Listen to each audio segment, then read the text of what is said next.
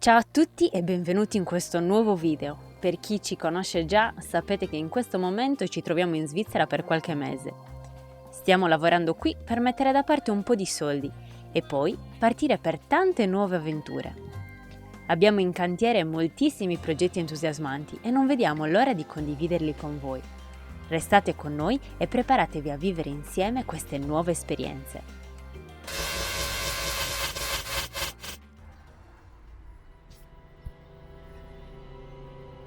Ho fatto un gran casino. Ho fatto un gran casino perché per collegare questo GPS... E buongiorno, un altro weekend qui in Svizzera. È difficile filmare durante la stagione lavorativa, soprattutto che lavoriamo parecchio durante la settimana e il weekend tra una cosa e l'altra, fare lavatrici, sistemare due cose, non riusciamo troppo a creare contenuti appunto da pubblicare su YouTube.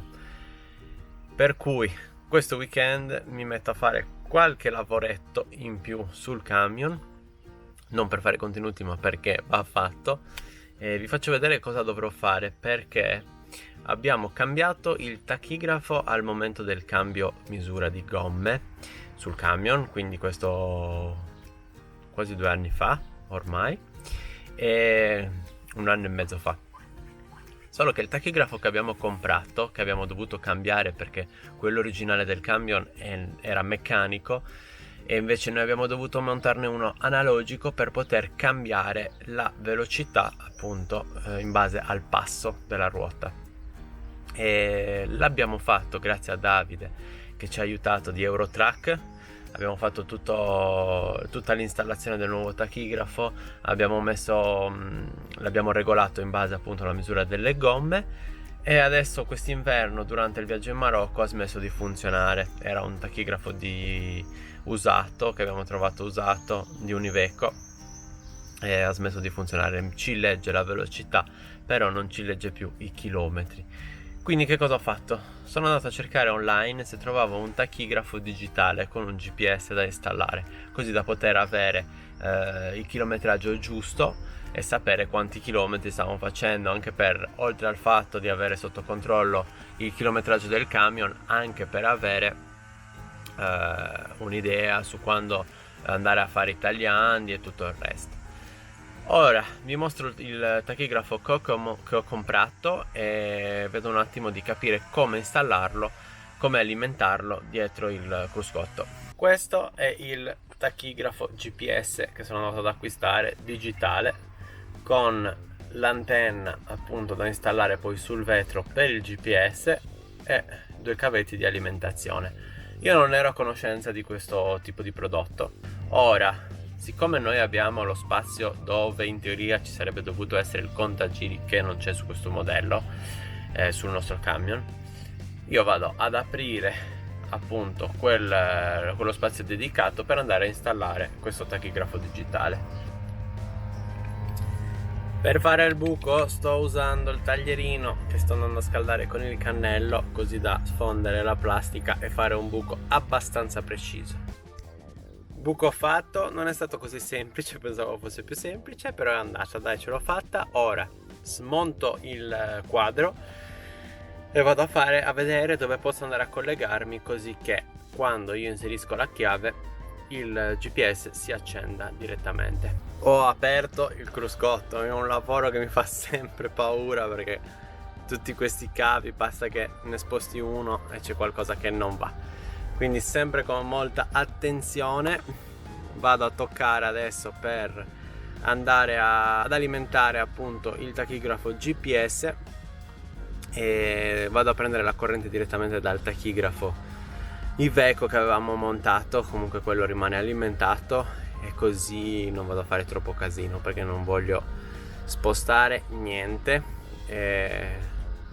Davide me l'aveva detto, se guardi il video, Davide, lo sai, mi ha detto fai sempre molta attenzione toccando il cruscotto perché non si sa mai. Poi ci sono migliaia di cavi ancora dei pompieri, delle sirene che sono tutti staccati, però ci sono ancora, quindi sarebbe da sistemare un po' la situazione qua dentro. Però niente, dai, per adesso vado a prendere l'alimentazione e vediamo se riesco a collegare e far funzionare tutto. Ho fatto un gran casino. Ho fatto un gran casino perché per collegare questo GPS ho toccato un connettore del nottolino e adesso non mi funzionano più gli indicatori della pressione dell'olio, della temperatura dell'acqua e il livello del gasolio. Quindi ho fatto un gran casino. Sono stato tutto il pomeriggio, tutto il giorno praticamente a cercare di risolvere, vedere cosa era successo, se era saltato un fusibile, qualcosa. Non ho trovato niente, non ho filmato niente perché ero anche un po' girato, parecchio, per una cagata del genere. E io penso che sia partito qualcosa dentro il nottolino. Noi abbiamo il chiodo che allo stesso tempo fa da contatto per l'accensione, ma anche fari e dà il contatto appunto anche al quadro dove ci sono tutti gli indicatori, dove ci sono gli indicatori. Come giro su i fari non mi indica niente, ma neanche dando solo il contatto, quindi penso che sia stato quello. Adesso provo a ordinarne uno, provo a cambiarlo e vedere se riesco a risolvere un bel problema. Buongiorno, ci incontriamo sempre per i giorni di riposo, anche perché durante la settimana è un po' complicato creare contenuti. Siamo molto impegnati, scusate, siamo molto impegnati con il lavoro. Il pomeriggio poi torniamo a casa stanchi, quindi non c'è l'ispirazione giusta per creare contenuti. Comunque ieri Sebastiano ha iniziato a fare quel lavoretto davanti e nel mentre possiamo dire che è successo un patatrack. Noi siamo del parere che quando succede qualcosa succede per un motivo. E il fatto che sia successo adesso è comodo perché siamo fermi, non abbiamo tanta necessità di utilizzare il camion e quindi diciamo che se tutte queste cose, se al momento magari ti fanno girare le scatole perché si rompono, però se si rompono ora è meglio piuttosto che si rompano quando si è in viaggio e quando si ha la necessità di fare chilometri, ecco, quindi ci tenevo a fare questo appunto. E adesso andiamo a vedere cosa sta facendo Sebastiano. Tra l'altro, più tardi, siccome molti di voi ci hanno chiesto di mostrarvi cosa stiamo facendo nelle vigne, abbiamo una vigna proprio davanti al camper e quindi vi faremo vedere nello specifico cosa abbiamo fatto fino ad ora. Però prima di questo andiamo a vedere cosa sta facendo Sebastiano. Nel mentre che stavo cercando il problema del casino che ho fatto ieri, ho smontato qui per vedere se c'è qualche massa qua sotto nel cruscotto che magari si è bruciata ieri facendo quel contatto, e ho scoperto che il cilindro del freno emittente, questo qua che c'è vicino al pedale, emittente viene dal francese, e quindi per fortuna, perché se non avessi smontato qui non me ne sarei reso conto. Perde un po' di olio leggermente, però è comunque da cambiare, quindi meglio così. Tutti mi dicono che è una massa che si è bruciata. Davide di Eurotrack che mi ha aiutato tantissimo, poi Davide che era con noi in Marocco tutti Davide, Come lo chiama Francesco? il buon Dave. Mi stanno dando consigli, quindi secondo loro è una massa bruciata e ora vediamo un attimo se riesco a trovare la soluzione. Al momento la cabina la stiamo utilizzando come magazzino perché abbiamo tutti i vestiti del lavoro e anche Roba da mangiare. E adesso è casino. c'è un po' di disordine adesso. Praticamente qual è il problema? L'indicatore della pressione dell'area dei freni funziona perché comunque è collegato non tramite contatto elettrico, però quando io vado a inserire la chiave, generalmente le lancette qua, quella della benzina sale perché gli dà il contatto e sale e mi dice quanta benzina abbiamo, quanto gasolio, e poi quando io giro per i fari si può vedere appunto che questa lancetta qui sfarfalla completamente. Adesso il segno del freno a mano non rimane acceso perché dovrebbe essere acceso, invece non c'è. Sfarfalla tutto. Vedere se i fari funzionano. Quindi adesso cosa accadrà? Sebastiano dovrà smontare tutto Di nuovo. nuovamente perché l'ha già smontato ieri e lo deve rismontare oggi.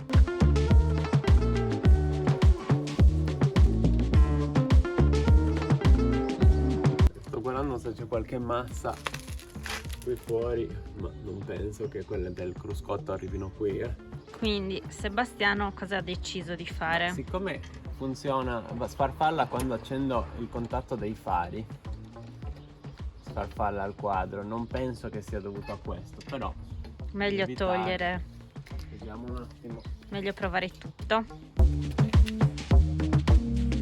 Faro numero 1 non è.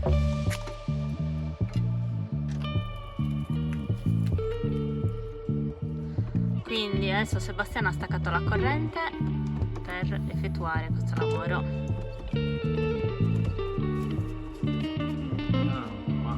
Operazione alquanto delicata. Sembrano tanti noodles.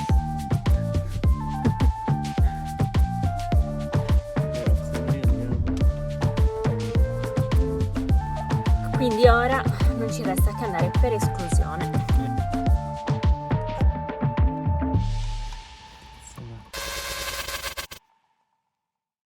Mi trovo nella mia postazione preferita, quella di guida, per presentarvi un nuovo prodotto. Come ben sapete è ormai 1 anno e mezzo che facciamo affidamento alla EcoFlow per l'autonomia elettrica della nostra casa, perché stiamo parlando della nostra casa, e siamo molto soddisfatti, possiamo dirlo con certezza che dopo 1 anno e mezzo non ci pentiamo assolutamente della nostra scelta. Per chi fosse interessato alla soluzione elettrica che abbiamo utilizzato per il nostro camper, la nostra casa, ricordiamo che ci sono dei video a riguardo, potremo metterli qui in descrizione, ne metteremo qui in descrizione. Però per darvi un'idea, noi gestiamo tutta la nostra cellula con la Delta Pro da 3 kW e 6. La nostra Delta Pro generalmente è alimentata da più di 1200 watt di pannelli fotovoltaici che abbiamo sul tetto, che ci permettono di essere autonomi in situazioni come questa, quindi fermi qua in Svizzera a lavorare. Ci mancava qualcosa che ci permettesse di ricaricare la stazione elettrica mentre siamo in viaggio. Molto spesso viaggiamo con brutto tempo, quando piove, perché generalmente quando piove ne approfittiamo per viaggiare, e sarebbe stato molto utile avere qualcosa fino ad ora che ci caricasse la Delta Pro in viaggio. E questo prodotto è finalmente arrivato. Questo è il nuovo carica batterie da alternatore della EcoFlow, 3 in 1. Infatti ha 3 modalità. La prima ovviamente è quella di caricare la batteria, appunto la stazione elettrica, nel nostro caso la Delta Pro. La seconda è una modalità manutenzione, quindi per mantenere sempre la carica e le batterie al massimo della loro efficienza, e la terza è una carica inversa. Infatti ha la possibilità di caricarti la batteria del motore in caso di necessità, quindi in caso si scaricasse la batteria del motore può prendere corrente dalla stazione elettrica per andare a dare l'impulso a quella del motore, così da poter accendere il veicolo. Lo trovo veramente eccezionale perché generalmente si ha il classico cavetto da accendisigari per caricare le stazioni elettriche. Questo ti permette di caricare 8 volte più velocemente.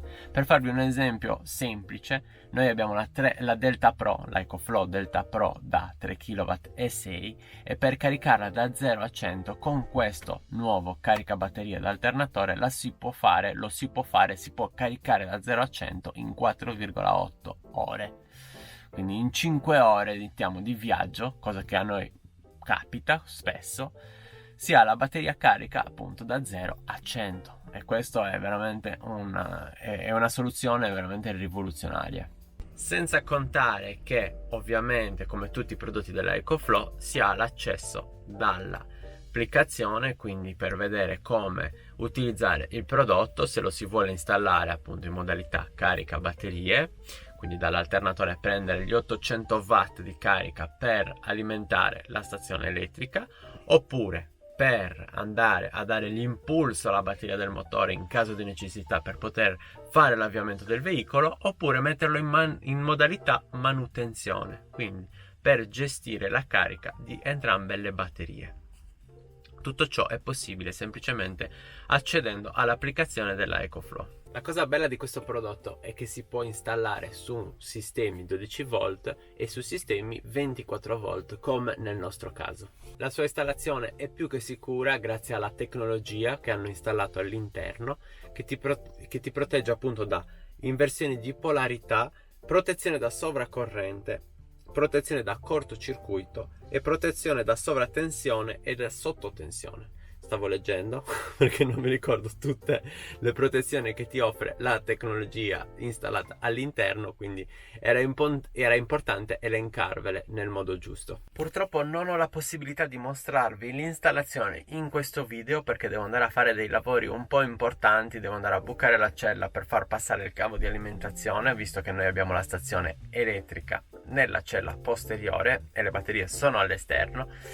Quindi andrò a farlo quando avrò un po' più di tempo, cioè nel mese di agosto, che dovremo andare a fare altri lavori di upgrade sul camion. Però l'installazione è veramente molto semplice e veloce e le spiegazioni sono molto dettagliate.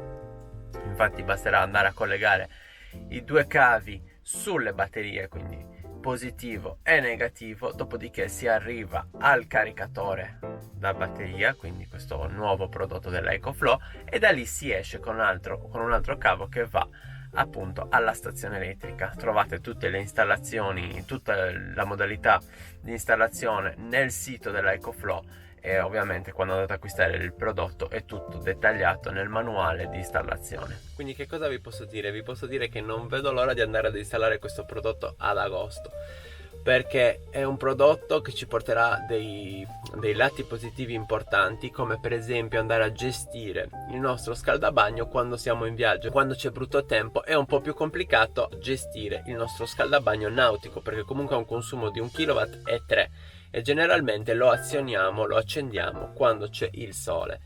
Ovviamente quando c'è brutto tempo non lo possiamo accendere. Il nostro scaldabagno ha una modalità di scambiatore di calore, quindi andare a prendere l'acqua dal motore per poter riscaldare l'acqua calda all'interno dello scaldabagno, ma io questa installazione non l'ho ancora fatta perché è un'installazione importante da non sottovalutare. Ma con questo caricabatteria da alternatore possiamo risolvere il problema, perché avendo un'entrata nella stazione elettrica da 800 watt quando si viaggia, io posso andare a utilizzare tranquillamente il nostro scaldabagno per avere l'acqua calda, perché so che quando viaggio ho 800 watt in entrata, quindi non mi butta giù la batteria. E questo è un lato veramente molto molto importante e positivo. Vorrei terminare ringraziando a EcoFlow, è ormai un po' di tempo che collaboriamo con loro e possiamo dire di essere veramente soddisfatti dei loro prodotti. Ovviamente vi lasciamo il link in descrizione e in questo momento fino al 17 luglio potete trovare i saldi estivi, quindi fino a 1.300 euro di sconto sull'acquisto dei prodotti EcoFlow.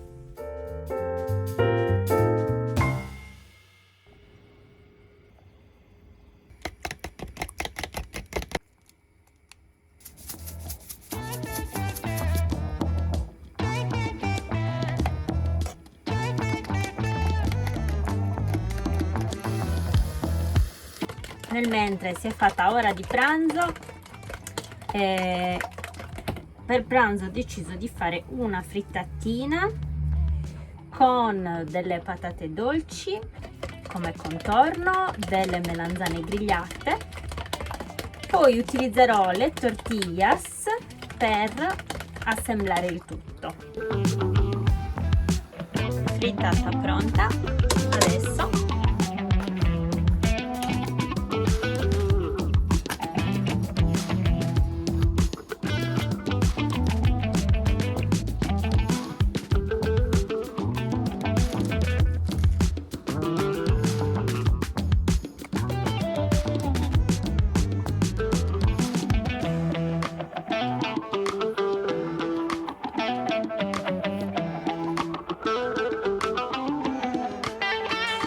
alla fine ho fatto anche i germogli alfalfa. Dopo pranzo vi spiego come faccio i germogli, è facilissimo. E quindi adesso non ci resta che mangiare questo delizioso pranzetto.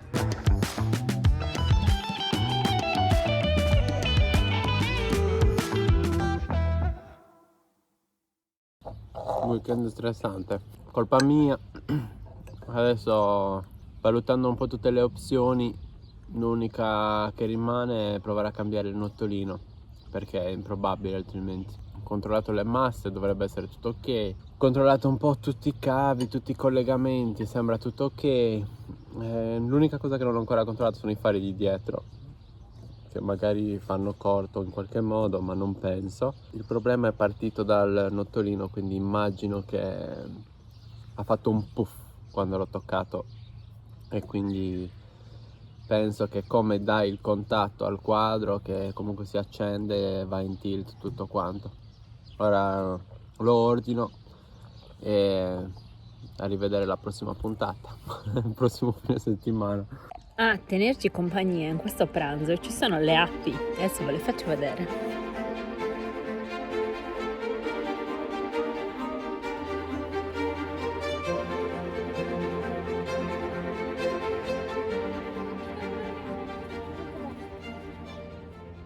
Ed eccoci qua, eccomi qua con le nostre amatissime piante.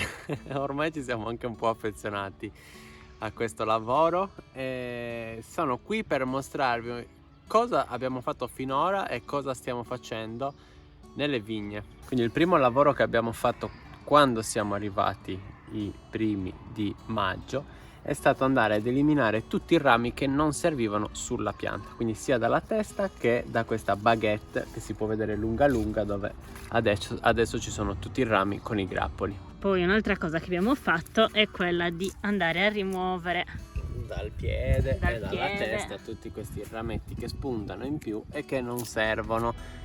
Dobbiamo toglierli perché quelli tolgono energia alla pianta e ovviamente ha bisogno di energia dove ci sono i grappoli e non su rametti che spuntano a caso così. Energia nel senso che in modo tale che il raisin, mi viene in francese, l'uva sia più dolce. Esatto. La pianta si concentri maggiormente su quei pochi rami. Esatto. Dopodiché, tolto appunto tutto quello che non serviva per lasciare solo i rami importanti per il frutto, per il grappolo, siamo andati a piano piano sollevare e fare entrare i rami che crescevano all'interno dei fili. Quindi c'è un primo filo, un secondo filo e un terzo filo. Adesso ormai la pianta è cresciuta, quindi siamo già quasi al terzo, però piano piano noi abbiamo inserito i rami all'interno così che da far crescere la pianta verso l'alto dritta. Verticale. Per esempio, in modo pratico, adesso questi sono fuori. Quindi noi, questo è l'ultimo step, il terzo filo, e andiamo a mettere all'interno, in modo tale che crescano verticali. Un altro lavoro che abbiamo fatto nel frattempo su alcune varietà è quello di andare a togliere da qui in mezzo i rametti che crescono. Queste si chiamano rabiole in francese, non so come si chiamano in italiano. Sono questi rametti in più, questi qua, perché c'è la foglia. Potete notare qua per esempio c'è la foglia e poi c'è questo, quindi andiamo a rimuovere questi dal basso. Esatto, e anche qualche foglia alla base. Qualche foglia alla base in modo tale che da lasciare respirare il grappolo. Ora piano piano sta continuando, quindi stiamo continuando i vari step della vigna. Quello che andremo a fare appunto è chiudere l'ultimo filo in alto per far sì che la pianta cresca in verticale. Finito quello andremo ad iniziare a togliere le foglie, perché qua in Svizzera per far prendere più sole al grappolo vanno a togliere le foglie intorno ai grappoli così che il sole possa entrare. Non avendo così tanto sole come si può avere da noi in Italia, in Sardegna, devono aiutare a far prendere il più sole possibile al grappolo. Oltre al fatto che comunque la foglia togliendo la foglia la pianta è più areggiata, soprattutto in questo momento che sta piovendo molto. La pianta è molto sensibile, per questo motivo viene trattata spesso, e togliendo la foglia si agevola il passaggio del trattamento direttamente sui grappoli e sulla pianta, in modo tale che non sviluppi dei funghi. Esatto. Quindi in linea di massima vi abbiamo spiegato quello che abbiamo fatto e quello che faremo in questi 3 mesi. Ormai è passato 1 mese e mezzo. Ovviamente ogni step va fatto sugli 11 ettari che ha questo domain, quindi togliere le foglie, tirare sui rami, cioè incastrare i rami nei fili, va fatto ogni volta sugli 11 ettari, quindi questo ci prende parecchio tempo. E dobbiamo dire una cosa che non è, diciamo, la normalità. Qua nell'azienda in cui lavoriamo ci vengono fornite delle sedie con delle ruote. Sì, quella è una grande cosa. Quindi questa cosa agevola tantissimo il lavoro, perché un conto è se devi sistemare i rami sui fili, cammini, sei in piedi, ma dal momento in cui andremo a lavorare sulle foglie, sulla selezione dei rametti, sulla base della pianta, ovviamente non avendo la sedia ci saremmo dovuti o inchinare oppure con la schiena, insomma avremmo patito di più. Invece con la sedia è tutto bellissimo. Molto più semplice, rilassante oserei dire, se non ci sono 40 gradi. Per rispondere a un'altra domanda che ci avete fatto è come facciamo i germogli. Adesso ve lo spiego, è molto semplice e fanno molto bene. Noi li facciamo solo di lenticchie, li facciamo anche quelli alfalfa che ce li ha gentilmente regalati la nostra carissima amica Franci, e ci ha regalato anche i germogli di fieno greco. Questi sono leggermente più amari. Quando germogliano quelli alfalfa risultano così, ecco qua. Questo è il barattolo che noi usiamo per fare i germogli. Cosa facciamo? Ve lo faccio vedere perché così faccio anche quelli di lenticchia. Quindi spostiamo prima questi germogli in questo contenitore. Come risultano i germogli? Allora, il passo numero 1 è di andare a mettere nel vostro barattolo la quantità di germogli che andrete a fare. Ecco, io faccio più o meno una quantità di germogli che ci permette di mangiarli per 2 pasti come contorno, quindi più o meno questa quantità qui. Poi ovviamente quando germogliano il suo volume si quintuplicherà anche di più. Una volta messi questi germogli nel barattolo, andiamo a riempire il barattolo di acqua. Ok, abbiamo messo l'acqua nel barattolo con i germogli, quindi li lasceremo in ammollo una notte intera. Domani mattina cosa andrò a fare? Con il colino, che ha ancora gli altri germogli, andrò a scolare l'acqua e a lasciare il barattolo capovolto. Ve lo faccio vedere così almeno è più semplice. Ok, facciamo finta che la notte sia passata, quindi i nostri germogli siano rimasti in ammollo tutta la notte. Adesso noi abbiamo questi utensili a disposizione, però ci sono anche degli germogliatori. Ci sono i germogliatori, ecco. Quindi cosa vado a fare? Dopo aver lasciato i germogli tutta la notte in ammollo, li svuoto bene e lascerò il barattolo capovolto così, in modo tale che tutta l'acqua che è presente vada a scolare e che non crei muffe. Quindi il primo giorno faccio così, il secondo giorno, quindi la mattina successiva, andrò a bagnare nuovamente i miei germogli. In teoria dovrebbe già esserci il piccolo germoglio già dal giorno successivo, se le temperature estive, con le temperature estive, perché più caldo è prima germoglia, più freddo è più tardi germoglia. Quindi io faccio semplicemente così e vado a riempire, a sciacquare nuovamente i germogli, li sciacquo, non è importante che il recipiente sia pieno, e poi ricapovolgo e vado a togliere tutta l'acqua in eccesso. Entro i 3 giorni dovrebbero essere pronti.